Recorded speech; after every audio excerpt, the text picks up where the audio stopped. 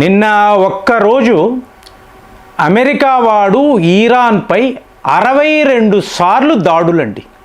B1 B-52 లాంటి bombers వాడి, ఇవి ఎక్కడ డియో గార్జియా అంటారు చూసారా, అక్కడ వీళ్ళు డిప్లాయ్ చేసి ఉంచారు. డైరెక్ట్గా బాంబర్లు ఎన్నిసార్లు? 62 సార్లు. అంటే ఒక 3 to 4 అవర్స్లో మీకు ఇన్నిసార్లు ఇరాన్పై దాడులు అంటే ఆ దేశం ఏమైపోతుంది? అరే మొన్నే కదా సీజ్ ఫైర్ అన్నారు, 2 వారాలు అన్నారు, ఇంతలో ఏమిటి అంటే ఈ డొనాల్డ్ ట్రంప్ యొక్క మైండ్ని, మీకు మహామేధావి అండి. ఇప్పుడు ఈ హౌస్ ఆఫ్ రిప్రజెంటేటివ్స్ని అంటారు చూసారా, మీకు సెనేటర్స్, ఇప్పుడు వీళ్ళని కన్విన్స్ చెయ్యాలి. అసలు నువ్వు ఎందుకురా ఇరాన్ మీద ఇలా విరుచుకు పడుతున్నావు, వాళ్ళతో యుద్ధము ఏమిటి? యావత్ అమెరికా, మీకు ఇజ్రాయెల్ ప్రజలు, ప్రపంచమంతా అడుగుతుంది, ఎందుకు ఇలా చేస్తున్నావు, నీ యొక్క ఇంట్రెస్ట్ ఏమిటి? ఏదో ఒక మోటివ్ ఉండాలి కదండి. ఇతనికి ఉన్న అజెండా చెప్తున్నాను కదా, ఇజ్రాయెల్ కోసరమే, వాళ్ళ అల్లుడు కోసరమే ఇదంతా జరుగుతుంది. కానీ ఎలా కన్విన్స్ చేశాడో చూడండి, నాకైతే షాకింగ్గా ఉంది. ఎలా కన్విన్స్ చేశాడు అంటే, ఇప్పుడు అమెరికా యొక్క ఫారిన్ పాలసీలో నంబర్ 2 అనేవాళ్ళని టార్గెట్ చేస్తారండి, అంతేనా? ఇప్పుడు యుఎస్ఎస్ఆర్ లేదు, సోవియత్ యూనియన్ పతనం, కాబట్టి వీడికి నంబర్ 2 పొజిషన్లో ఎవరు కనిపిస్తున్నారు అంటే చైనా. ఇంకా ఒక స్టేజ్లో అమెరికాను మించిపోయిన చైనా అనాలండి.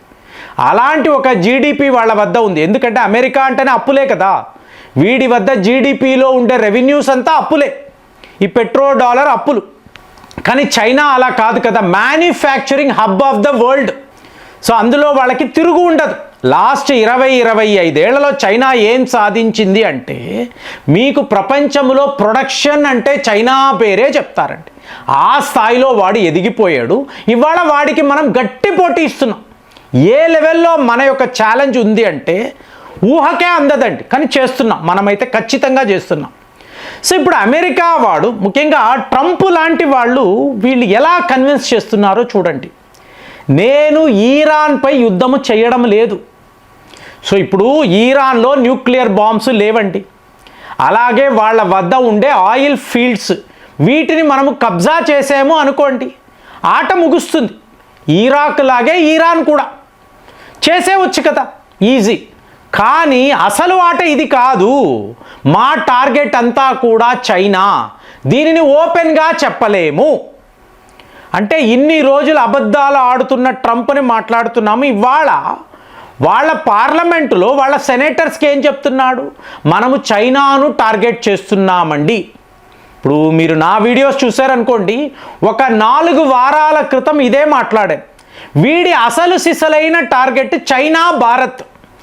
మనకు వెళ్ళాల్సిన ఆయిల్స్ అంటే RIC అనాలి, రష్యా నుంచి వస్తున్న చమురు, దాన్ని ఆపాలి.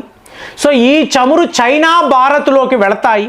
సో ఇక్కడ స్ట్రెయిట్ ఆఫ్ హార్మోస్ని ఆపేస్తే ఒకే దెబ్బకు రష్యా, భారత్, చైనా ఇరుక్కుపోతారు కదా. ఇదే వీడి ప్లానా? మాట్లాడాం కదండి.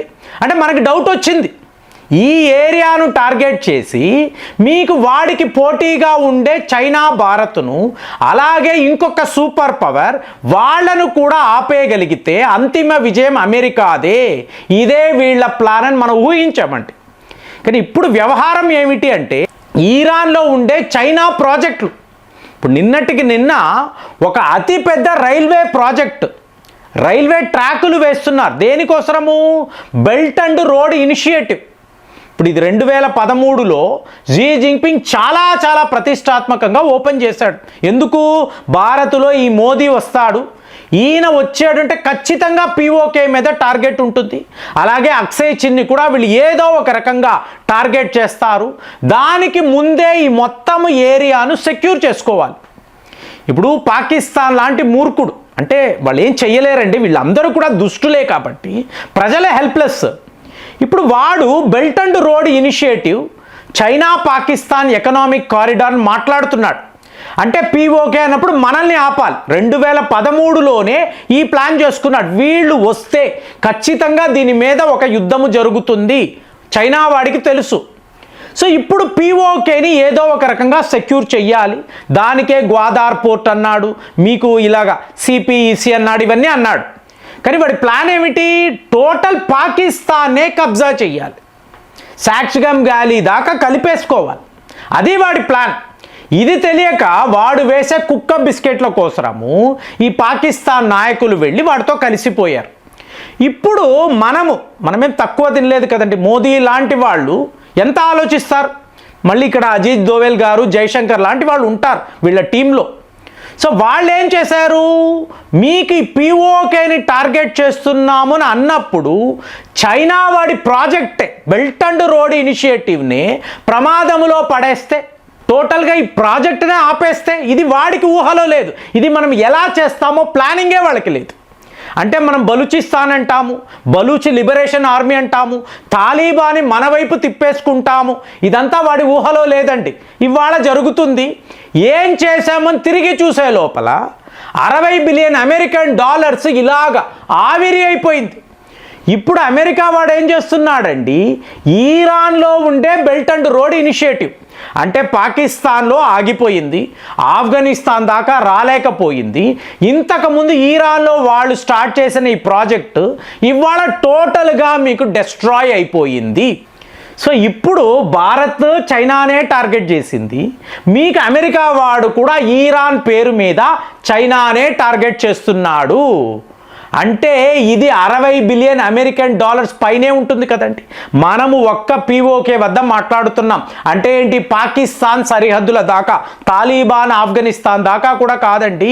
అయినా ఇప్పుడు ఈరాన్లో జరుగుతున్న ఈ డ్యామేజ్ చైనా వాడు ఊహకే అందలేదు. ఆ లెవెల్లో మీకు అమెరికన్స్ 62 సార్లు దాడులంతా ఏంటి? చైనానే. చైనా ప్రాజెక్టులు ఎక్కడ ఉన్నాయో టపా టపా టపా కొడుతూ పోతున్నారు. ఇంతకు మించిన డ్యామేజ్ చూడండి. వాడు ఊహించలేదు. ఏముంది?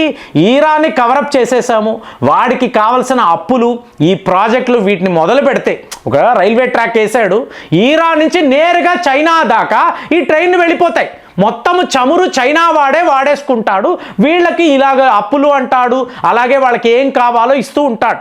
ఇవాళ ట్రంప్ ఏం మాట్లాడుతున్నాడంటే ఈరాన్ వద్ద ఇన్ని ఆయుధాలు ఎలా వచ్చాయి?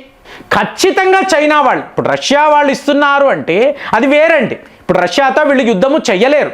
కానీ మీరు చైనాను చూశారనుకోండి, వాళ్ళ వద్ద ఉన్న డ్రోన్లు, అంటే అన్మాన్డ్ ఏరియల్ వెహికల్స్, అలాగే మీకు వాళ్ళ దగ్గర ఉండే మిజైళ్ళు, రాకెట్ ఫోర్స్, ఇదంతా కూడా చైనా ఈరాన్ వాళ్ళకి ఇస్తున్నాడు.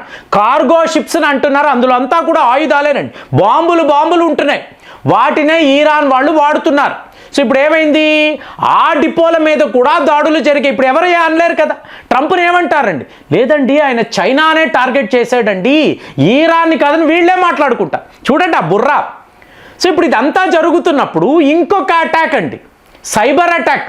ఇప్పుడు మింగ్ డైనస్టీ అంటారు కదా, చాలా ఫేమస్. ఆ మింగ్ డైనస్టీ పేరు మీద, అంటే మింగ్ చైనాను మింగేయి, ఇదే అర్థం అండి. సో చైనా వాడి వద్ద ఉండే సూపర్ కంప్యూటర్స్, అంటే నేషనల్ సూపర్ కంప్యూటర్ సెంటర్ అంటారు, ఇక్కడ దాడి చేసి ఏంటి? మింగ్ చైనాను మింగే అని చెప్పి వాడి వద్ద, అంటే వాడి రాకెట్ ఫోర్స్ ఉంది చూసారా, అందులో ఉండే మిసైళ్ళు, అలాగే డ్రోన్లు, వాడు తయారు చేస్తున్న కొత్త ప్రాజెక్టులు, సబ్మెరైన్స్, వీటికి సంబంధించిన టోటల్ డేటాను ఎవరో చోరీ చేశారు. దొంగ ఇంటిలో దొంగలు పడ్డారు. ఇప్పుడు చైనా వాడు ఏం చెయ్యాలి అంటే, ఇది ఎలా చేశారంటే, ఈ డేటాను చోరీ చేసి ఓపెన్ మార్కెట్లో అమ్మేశారండి. చైనా వాడి ఆయుధాలు ఇవి. సో వీటికి సంబంధించిన డిజిటల్ సిగ్నేచర్స్, డీటెయిల్స్, డిజైనింగ్ సర్వము ఇక్కడ ఉంది, మీరు కొనుక్కోండి అని అనడంతో ఇవాళ చైనా వాడు ఉక్కిరి బిక్కిరి అవుతున్నాడు. అట్టర్ కేయాస్లో చైనా ఉంది. సో అమెరికా, డొనాల్డ్ ట్రంప్ మేము చైనా మీదే యుద్ధము ప్రకటించామని చెప్పి ఇవాళ ప్రపంచానికి చెప్తే ఎవరు ఏం మాట్లాడగలరు? మీకేమనిపిస్తుంది? కామెంట్స్లో రాయండి. మళ్ళీ వచ్చే వీడియోలో కలుద్దాం. జై హింద్.